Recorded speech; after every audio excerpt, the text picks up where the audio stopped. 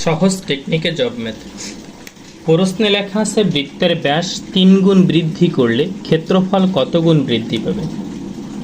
মনে করি বৃত্তের ব্যাসার্ধ হচ্ছে r, তাহলে ব্যাস হচ্ছে 2r, তাহলে পরিধি হচ্ছে পাই আর স্কয়ার, সরি ক্ষেত্রফল হচ্ছে পাই আর স্কয়ার। তাহলে প্রথমে ব্যাসার্ধ r ধরলে ব্যাস হচ্ছে 2r আর ক্ষেত্রফল হচ্ছে পাই আর স্কয়ার।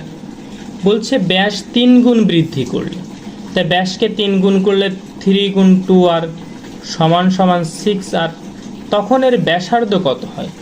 ব্যাসার্ধ হবে হচ্ছে 2 গুণ 3r, ব্যাসার্ধ 3r হয়ে যায়।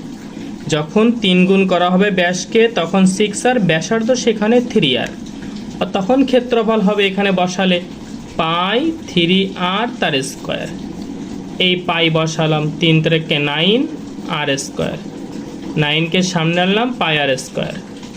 তাহলে দেখা যাচ্ছে প্রথমে যখন ব্যাসার্ধ ব্যাস 2r ছিল, 3 গুণ বৃদ্ধি করলাম তখন 6r, আর তখন ক্ষেত্রফল ছিল পাই আর স্কয়ার, 3 গুণ করলে 9 পাই আর স্কয়ার, মানে 9 গুণ বৃদ্ধি পেয়েছে। ব্যাস 3 গুণ বৃদ্ধি পেলে ক্ষেত্রফল 9 গুণ বৃদ্ধি পায়।